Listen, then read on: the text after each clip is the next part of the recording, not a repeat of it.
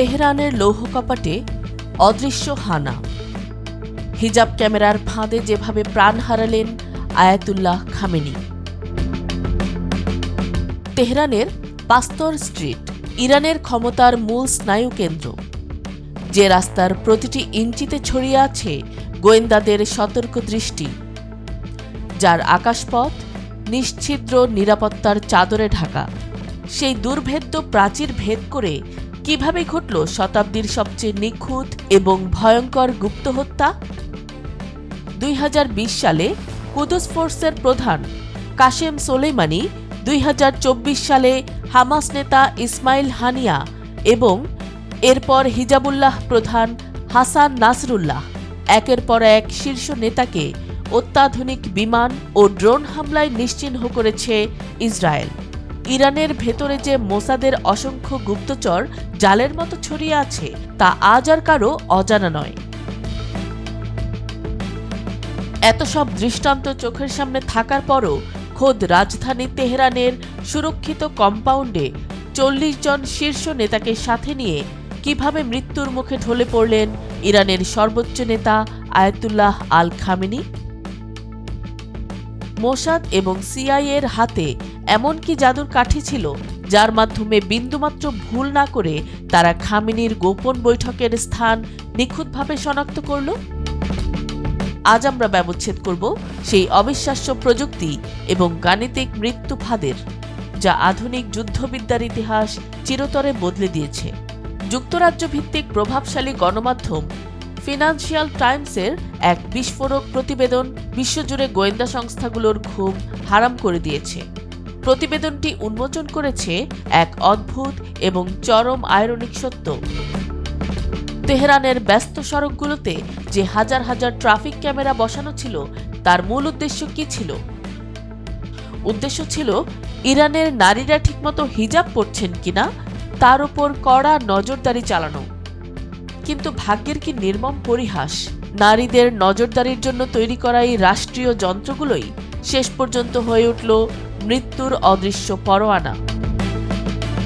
Israeli গোয়েন্দা সূত্রগুলোর দাবি, বেশ কয়েক বছর আগেই অত্যন্ত সুকৌশলে তেহরানের এই ট্রাফিক ক্যামেরার নেটওয়ার্ক হ্যাক করে মোসাদ।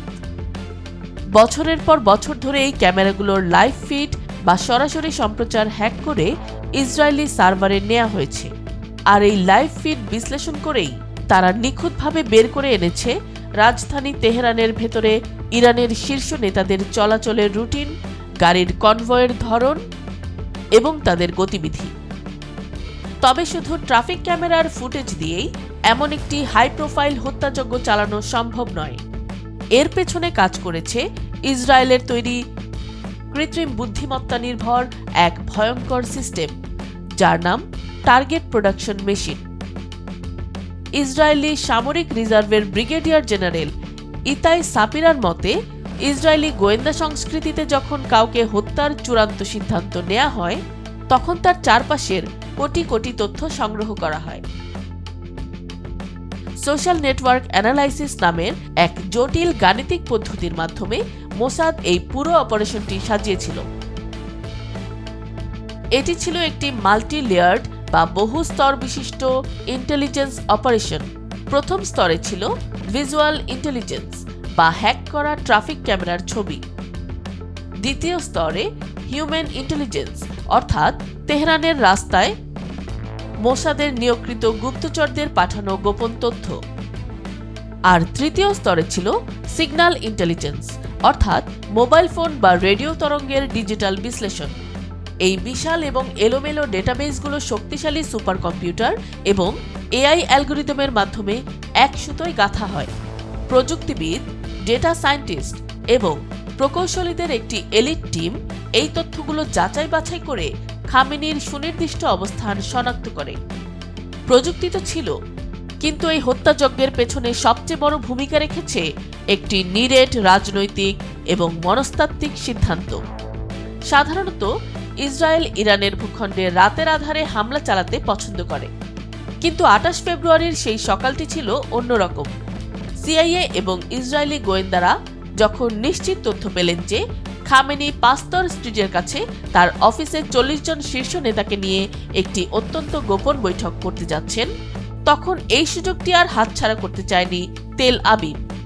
2025 সালের জুনে 12 দিনের যে ভয়াবহ ইসরায়েল ইরান সংঘাত হয়েছিল, তখন খামেনিকে টার্গেট করার সুযোগ পায়নি ইসরায়েল।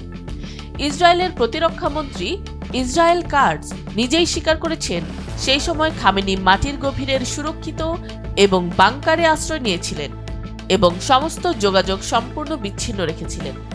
কিন্তু 28 ফেব্রুয়ারি তিনি সেই ভুলটি করলেন।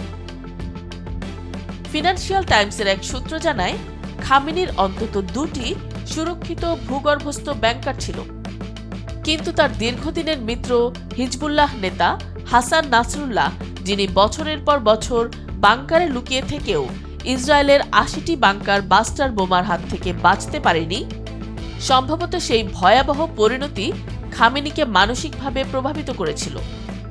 ইরানের অনেক বিশেষজ্ঞই মনে করেন খামেনি মানসিকভাবে শহীদ হওয়ার জন্যই প্রস্তুত ছিলেন, আর তাই সেদিন সকালে তিনি বাংকারে না গিয়ে দিনের আলোতেই ওই বৈঠকটি করার সিদ্ধান্ত নেন। দিনটি ছিল 28 ফেব্রুয়ারি। সকালের আলো ফুটতেই সিআইএর গোয়েন্দা সহায়তায় খামেনির কম্পাউন্ডের সুনির্দিষ্ট স্থানাঙ্ক বা কোঅর্ডিনেট লক করে ইসরায়েলি এয়ারফোর্স। এরপরে আকাশ থেকে নেমে আসে মৃত্যু। বিন্দুমাত্র লক্ষ্যভ্রষ্ট না হয়ে সরাসরি আঘাত হানে সেই বৈঠক স্থলে। খামেনি সহ ইরানের শীর্ষ 40 নেতার প্রাণবায়ু মুহূর্তে মিলিয়ে যায় ধ্বংসস্তূপের নিচে।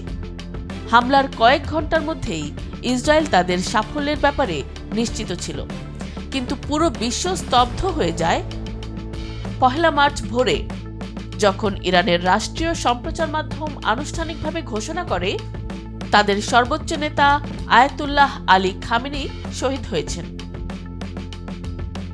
খামেনির এই মৃত্যু কেবল একজন নেতার প্রস্থান নয়, এটি আধুনিক যুদ্ধের চরিত্রে এক বিশাল এবং ভয়ঙ্কর পরিবর্তনের ইঙ্গিত।